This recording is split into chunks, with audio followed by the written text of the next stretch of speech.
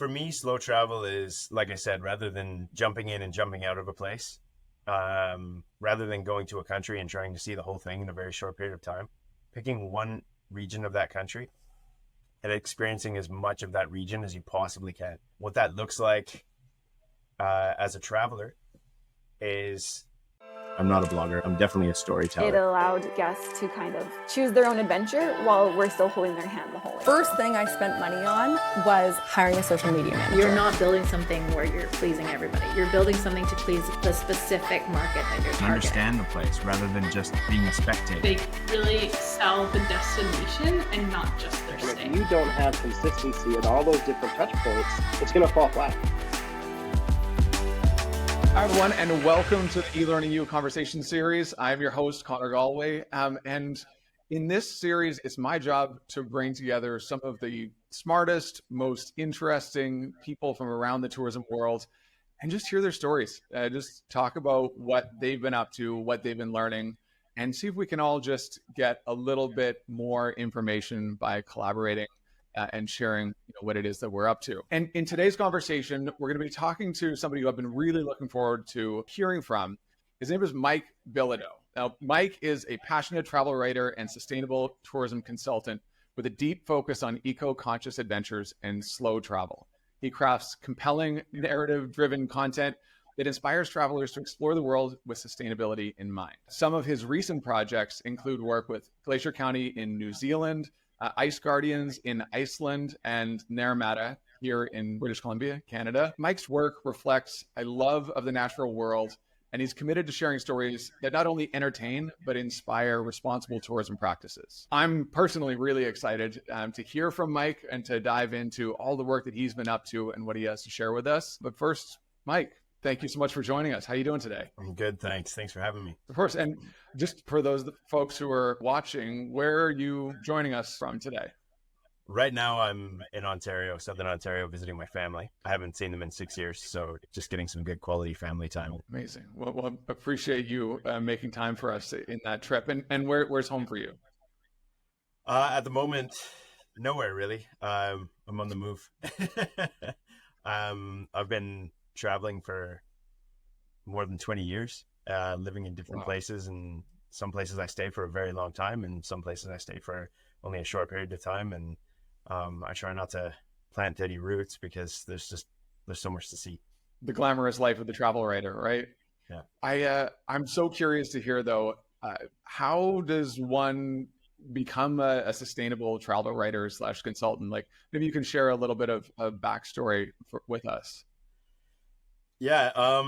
When I was young, I used to write a lot, and I would stay up until all hours of the night writing. And I was part of an English writing course in high school, and I really enjoyed it. I was doing well with it, and I went away to college I thought I would be a writer and get involved in film and theater, and I ended up working cameras and working on the technical aspect of things. So my focus sort of shifted to partying, to I was in the pub more than I was in class. But that led to me traveling around to different places from there, because it was my first time leaving my small town. And writing just kind of went on the back burner for a very long time. And as I traveled, I eventually gravitated from the hospitality industry into tourism and working as an outdoor guide. My very first guiding job was actually with Zip Trek in Whistler. And that's where I started to learn about sustainability and ecotourism. Then from there, I moved to New Zealand, and I spent better part of a decade in New Zealand.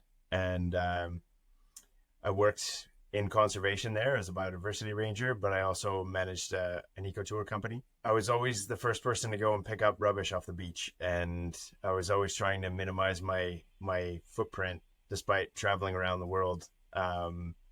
I tried not to fly as much if I could. And I tried to keep, packaging down and whatnot. But I didn't really see how these things were all connected. I just thought it was a bit of a hobby. And in 2019, in my little village in New Zealand, a whole pile of rubbish and waste washed up all over the beaches.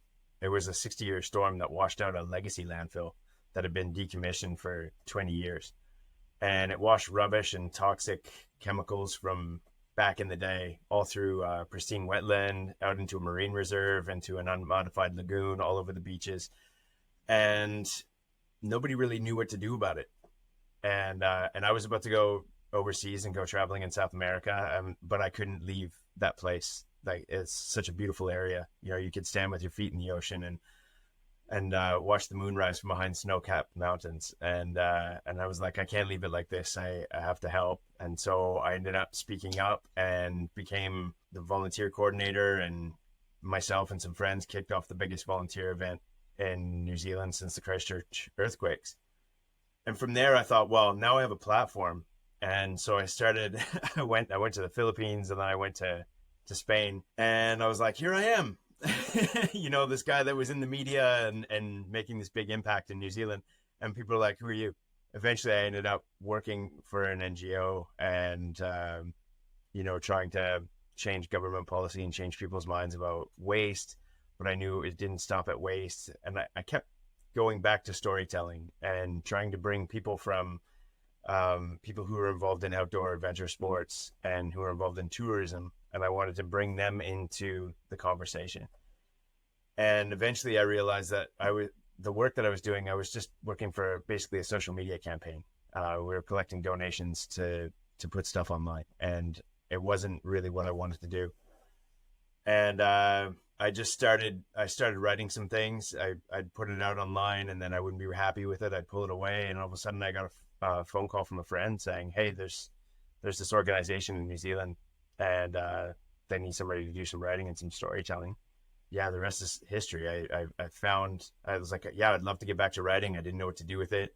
I have all of this experience in the outdoor industry and in the tourism industry, and I'm really, really focused on environmentalism and lowering our impact. And so I found a way to amalgamate them, and I just tried it for a little while, and it went well. And now I have several clients, and that's what I do for a living, and it's great.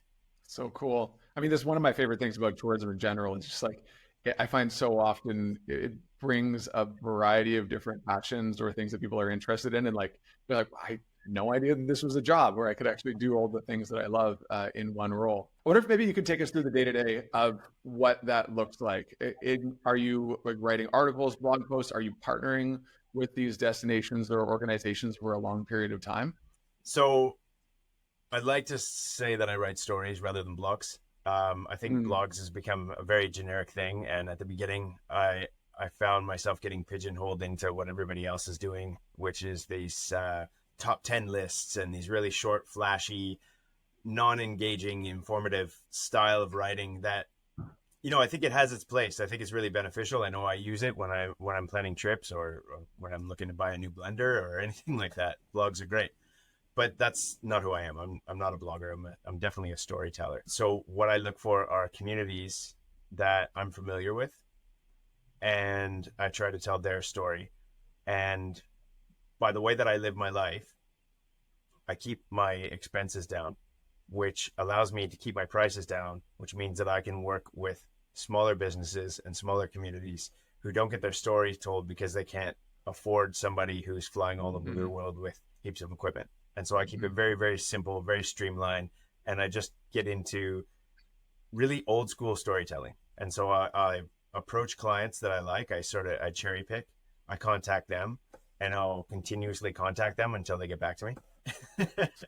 And if we can find a way to work together, which generally is the case, I find out what topics they want to talk about, and then I put my own spin on it and try to bring that area to life, and try to allow potential visitors to that area a chance to have a bit of a window into it, so that when they do travel to that area, they're traveling there feeling like they're going to catch up with old friends rather than something very, very impersonal. We're just going there to have a holiday and spend money. We're actually going there to see someone, and there's people there waiting for us.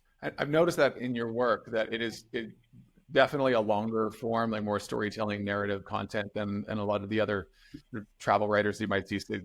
As you mentioned, like the listicle format, in a way you might be like the anti-listicle. But at the same time, as you say, like a lot of these organizations have limited budget, limited resources. So I wonder how you think about, in today, it was just 2024, how that sort of longer form written content fits within a content strategy, and not necessarily to think about it purely from like a, heads and beds and butts and seats perspective, but more from like the guest journey. Like, how do you think that the digital content marketplace is evolving, and how should we be thinking about long form content? I'm not a creator, so I don't want to weigh in too heavily on what creators should and should not do and what's right and what's wrong. But I have noticed that this whole industry or this whole scenario of people becoming creators and this flashy visual stuff, it's great and it's easy to look at and they're very talented and it is engaging for a minute. And I think that what's happening is everybody wants to be a creator now, and everybody wants to go to these little communities and they want free accommodation, free tours, free food, free rental cars, so that they can bring in their drones and take a bunch of footage and edit it. And I think it's saturated personally. I think that there are some people who've been doing it for a very long time and they do a great job. And those are the people that I tend to follow. But I think that there's just, it isn't unique anymore. And I think that people are just getting overwhelmed. I know a lot of people that I've worked with in the past are starting to use social media more as a tool. They're worn out from it. They don't want to be on it as much. They're posting less. But at the same time, I approach these small communities. When I say community, I should clarify.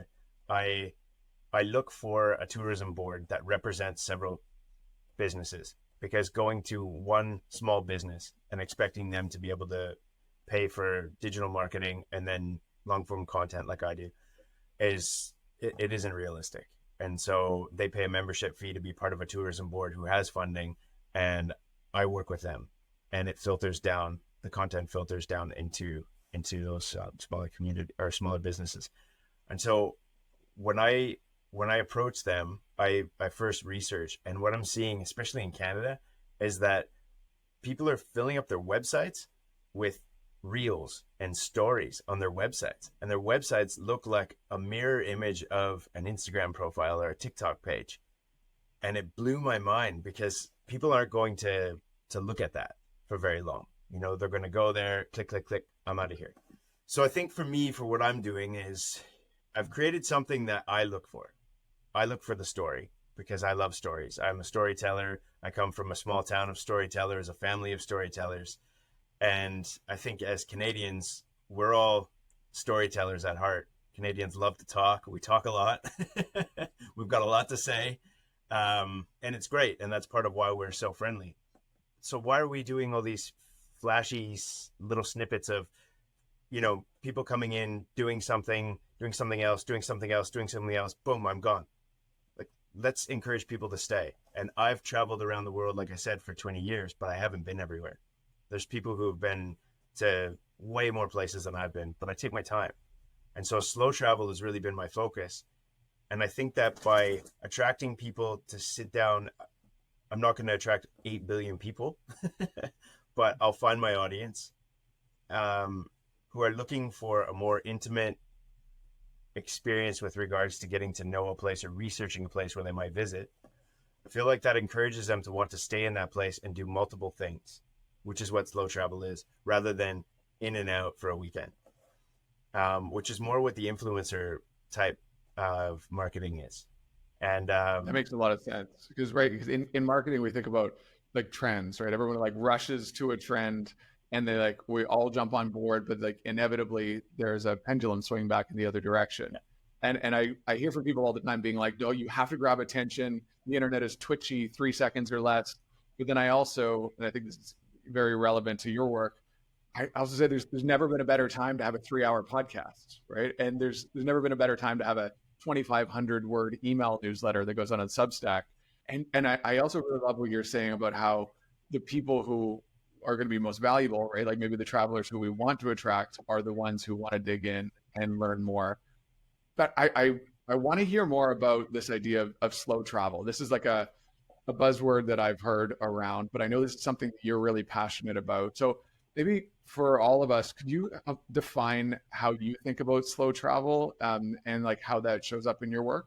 For me, slow travel is, like I said, rather than jumping in and jumping out of a place, rather than going to a country and trying to see the whole thing in a very short period of time, picking one region of that country and experiencing as much of that region as you possibly can. What that looks like as a traveler is, instead of turning up somewhere, like let's take New Zealand, for example, everyone loves to go to New Zealand and rent a camper van. The same can be said for Iceland. They stay in their camper vans, they stay outside of town, they go in, they get the groceries, they go bungee jumping, they go on a glacier tour, they go kayaking, and then they nip back out and they go to their campground. And if they talk to other people, they're most likely speaking to, aside from their guides or the people who run the businesses, they're most likely just talking to other campers. Whereas if you say, okay, I'm going to focus on Southwestland, or I'm going to focus on Central Otago or Naramata, for example, I'm going there to stay in this one accommodation. I've chosen the season wisely because the things that I can do are there. I'm going to have lunch at one place, dinner at one place, and breakfast at one place. And the rest of the time I'll cook for myself. I'm going to try several different activities.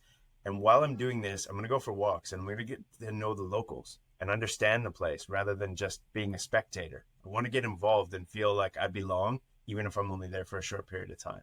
And so for me, that's better for the traveler. It's better for the local economy, and it's better for the planet.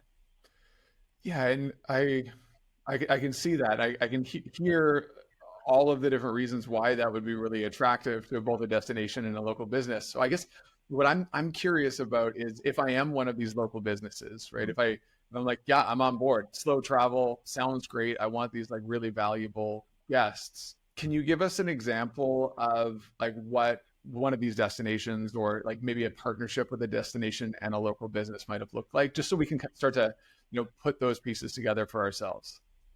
So with Glacier Country in New Zealand, for example, this is a really out of the way place, and it has a really, really unique climate. It's Jurassic rainforest with glaciers coming down mountains into the rainforest down to sea level. It's incredibly beautiful. It's very, very unique, but the weather's also finicky. So if you cruise into Glacier Country for one night and you have a glacier tour booked or something that isn't weather friendly, it's a sunny day activity, and the weather rolls in, which can happen, most people will tend to just take off and they leave. And then the sun comes out and it's beautiful there. And it's like no place you've ever been. The first time I got there and I saw the sun, I was blown away. And I started watching people just leaving, and I'm going, guys, stay. It's incredible. And so I found that to be sort of a starting point with slow travel for me. It was more like, instead of coming to this area and giving yourself one night, maximum two, give yourself several nights, so that you give a chance. If you get rained out, you can go the next day. All right. Well, that's great for the tourist, but it's also great for the tour operator, because then they don't have people just taking off and thinking, oh, well, Friends Joseph or Fox Glacier, those aren't nice places because it just rained the whole time I was there. Yeah, you were there for 18 hours, 22 hours. It's not enough. And I think what I love about that is this idea of that the whole process is slow, right? Like you're creating content, these long form articles, if you will, that take a little bit of time to consume. And maybe the person who's looking for that fast, twitchy Instagram reel or TikTok might not want to read the whole article, but the person who is going to spend a little bit more time, who's going to experience the multi-day trip, they are looking for that longer article, and maybe that will encourage them to book that second or third night. Would you agree with that? Is that how you think about it? Absolutely. I think traveling is overwhelming, and I think I see big parallels there between people booking their trips and people researching their trips and going on their trips. So if you are looking at that fast, quick, twitchy sort of social media style content, and you're trying to plan off of that, you're going to end up bogged down by too many choices. And what happens when we have too many choices and we can't decide? We end up frozen, right? And it becomes exhausting and it becomes unenjoyable. And it's the same if you go to a place and you try to see too many places. If you're driving around the South Island of New Zealand and you think that you're going to see everything that you want to see in 2 weeks, you're dreaming. It's not going to happen. Pick 2 regions, because there's no way that you can have, like, you're looking for quantity over quality, right? So I think that to take away the overwhelm, instead of spending 4 minutes scrolling through 150 reels, and you might remember 1 or 2 of them, spend 4 minutes reading something like my style of writing. Get engaged with the area, with the region. You could go on to Glacier Country's website, or you could go onto my website with links to Glacier Country's website. I wrote a whole 4-story series about slow travel and how it benefits the local economy, the environment, and the traveler. And I essentially put in hyperlinks in there to help people, just guide them, not building an itinerary for them, but guiding them so that they can still have that ownership in planning their trip, but doing it in a much more relaxed way. Yeah, and we'll include links to all of your stories in the show notes, because I would love for folks to go and check it out, because in addition to it just being a really great example of, we'll call it content marketing or long form articles, there's just some great stories in there of local businesses. But I did want to hear more about what you were talking about there, about the benefits of the local economy, because I think a lot of times we think, yeah, I should, make investments in sustainable travel, or maybe we should lean into slow travel for all of the responsible, let's save the earth kind of reasons. But I think what I've heard from you and other folks in our sustainable tourism course is that there are real benefits to the local economy. And maybe you could tell us about some of those benefits that you've seen. Well, the longer somebody stays in a smaller place, like going to Naramata, it's not Kelowna, right? It's a smaller place. Going to Glacier Country in New Zealand. The longer somebody spends in one of these places, the more of their travel money that they're going to spend anyways goes towards that place. Now, if you decide, all right, I'm going to go to Naramata for 1 day, Kelowna for 2 days, then I'm going to shoot back up and go to Vancouver, then I'm going to go up to Whistler, then we're going to go to the island.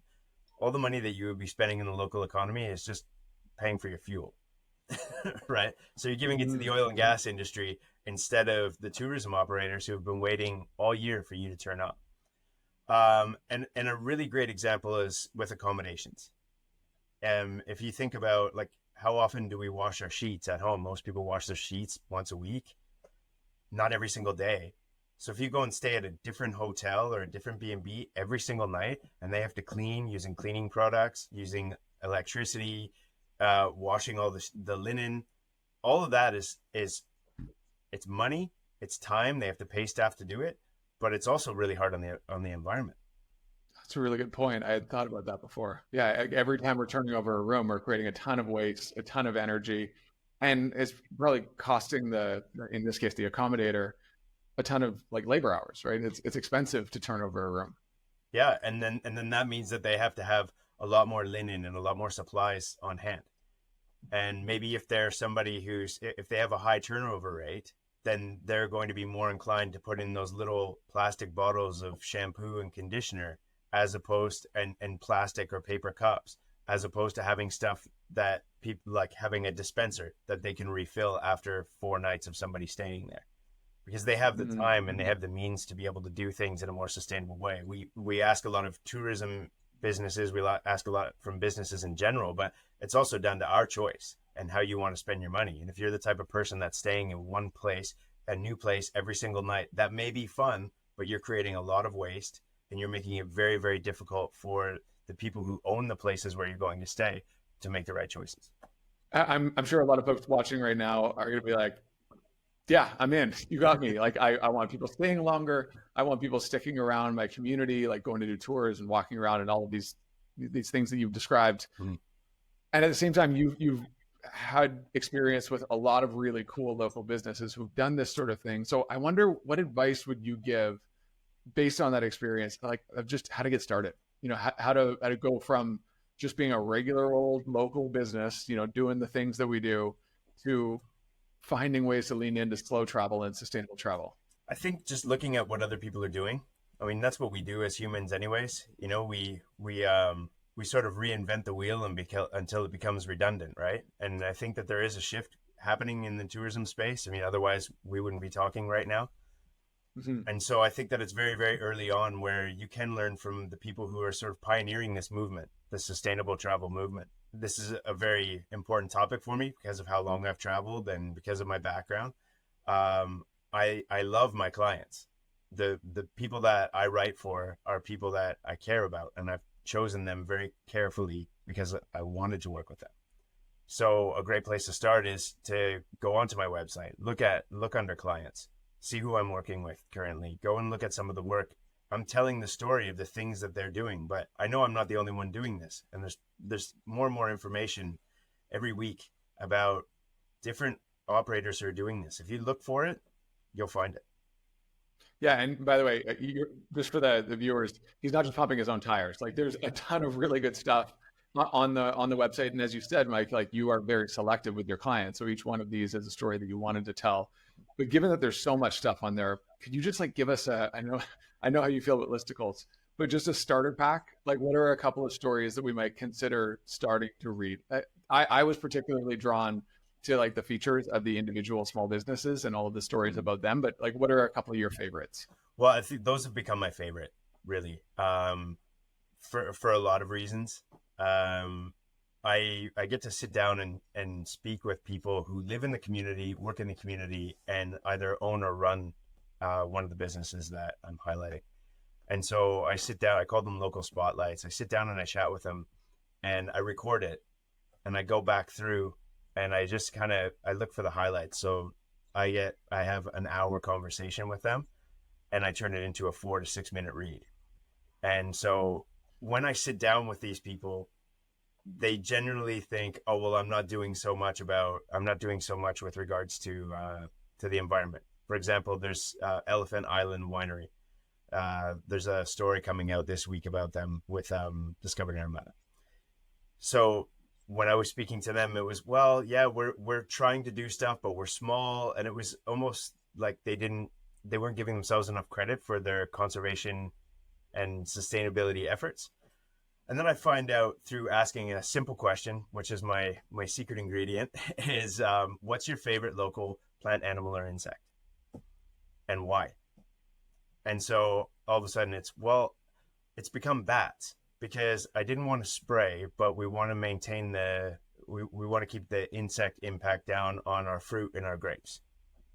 And we found out that the local bat population is really, really struggling. So we created these little homes within the vineyard and within the orchards where the bats could come and stay. So now we're helping the bat numbers. They're increasing, and they're maintaining the insect population so that we don't have to do any sort of spraying. And to me, it's like fireworks went off. I wanted to reach through the screen and give a big hug, because that's such a huge effort. And through that effort, now my favorite local animal is a bat. And it's like, you don't even realize how amazing it is at what you're doing. And so afterwards, when they read the story, after we've had that conversation, they stop apologizing and they feel good about what they're doing. And I think that's really important. So I think any of the spotlights, based on whichever region that I write about that you're interested in, I think any of those spotlights are a great place to start, because you're getting to know the people who are on the ground and the people who, when you travel to that area, you'll get to go and see. And if you're an operator, look at that and understand how valuable it is to tell your story and talk about your efforts.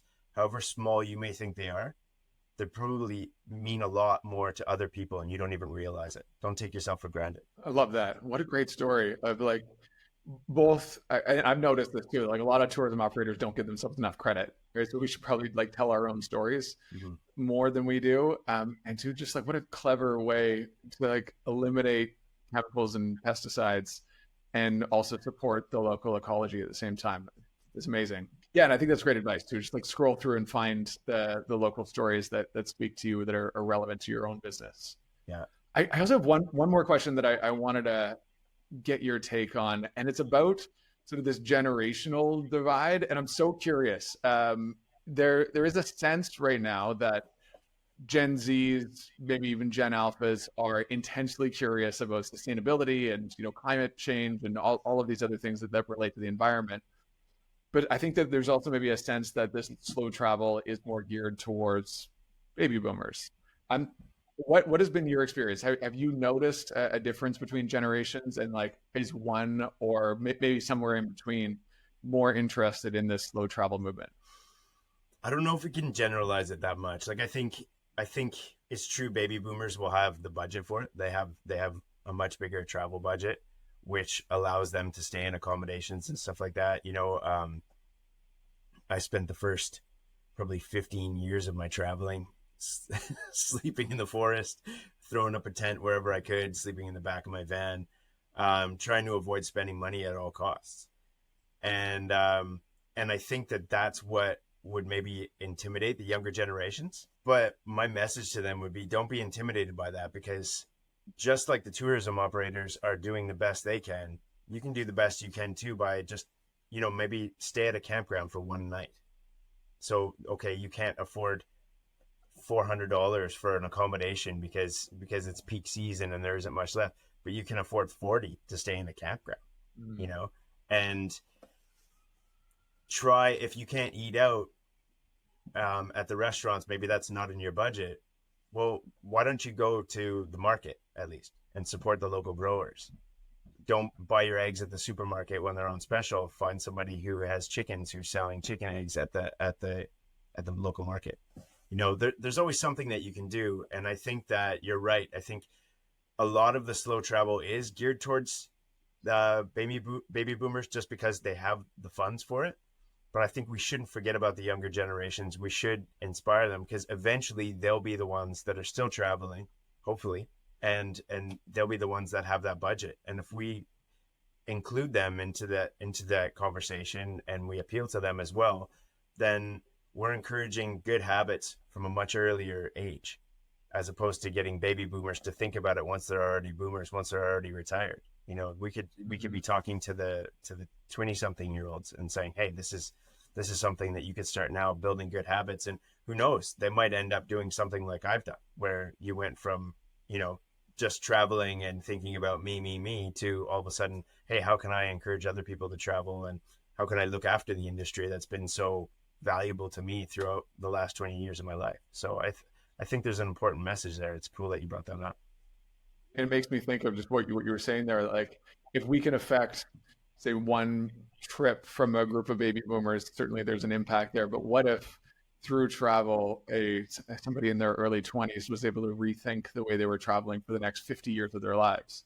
Perhaps that one experience or that one interaction they had exponential more impact over the next, say, half century. Absolutely. There's another thing that I thought might be interesting to mention is there's a new client that I'll be bringing on. I don't want to talk too much about it, but basically, I won't say their name, but they're in New Zealand and they are focused on regenerative tourism. So instead of just being sustainable, they want to put something back. And the idea is to create a community around the people who are coming to visit. So you come in, whatever age you are, whatever financial or budget demographic you fit, you come in to do your activities, to taste your food, to take your photos, and you have an opportunity to help. And whether that's helping with the Predator-Free 2050 effort that is happening in New Zealand, or a native plant project where you're doing planting for half a day, and you're working with locals and other people who are thinking about that. So you kind of factor in that volunteer work, which is an incredible experience, something that, most people don't get to enjoy. You factor that into your time in that destination. And I just think that's such an amazing idea. And when I saw that, I was like, I need to be a part of this. And I want to stand on top of the highest building and just shout and tell everybody about it, because I think it's such a cool concept. And I think that that's setting people up for success and setting the tourism industry up for success in the future. It's taking slow travel and sustainable travel, and it's taking it one big step further. It's incredible. I love that. And it also makes me think of like the impact that what their project and their initiative is doing, which is that they obviously somehow let the world know that this is what they were up to. And then it attracted your attention, and then you're going to now help them to tell that story, which could then snowball into, future attention and momentum and that sort of thing. So, for everyone watching, I wonder what that could be for you, and what you could boldly declare, what story you could tell, and perhaps like what partners or other collaborators or opportunities that might create in your own organization. Mike, I just want to thank you for sharing your story with us today and taking the time out of your day to hang out with us. Before I let you go, what is one ask you might have of the audience? Is it, do you have a resource that they could check out, something that you would like them to do, read, download, etc.? I think probably, from my point of view, I really believe in my work, and I'm not trying to sound my own trumpet here. I would really love it if people went to my website and signed up to my newsletter that comes out every week, highlighting writing that's gone out that week, talking about the different clients that I'm working with. I've chosen them for a reason. They're doing incredible stuff. I mean, if you're in British Columbia, have a look at Discover Naramata. If you're thinking about going to Iceland, check out the Ice Guardians and so on. That my clients have been very, very carefully chosen, and the things that they're doing blows me away, and it's a pleasure to be writing about it. So please support them. And the best way to start, where you can find them, is on my website. There's a little collection there. And failing that, also do your own research. Find other communities that are doing stuff. For example, Cheetah Slow, that's an incredible community based out of Italy, CITTA, Slow. And if you check them out and see what they're doing as far as slow travel and as far as sustainability efforts, it's mind-boggling. They're light years ahead of everyone else. And there's 4 Cheetah Slow communities in Canada, and I'm really excited that Discover Naramata in BC is one of those 4 Cheetah Slow communities. And so look for those Cheetah Slow communities. And if you're living in a community and it isn't Cheetah Slow community, but you think that there's potential for it to be, speak up, get involved. And just for everyone at home, that URL for Mike's website is mikebilodeau.com. And of course, there will be links in the show notes. But once again, thank you so much, Mike, for joining us. And thank you for the work that you do. It's so important. And I just want to encourage anybody, if you are interested in this sort of work, if you do want to invest in long form content, obviously Mike is a great resource. And thank you everybody for joining us today for this conversation. I hope you got as much out of today as I did.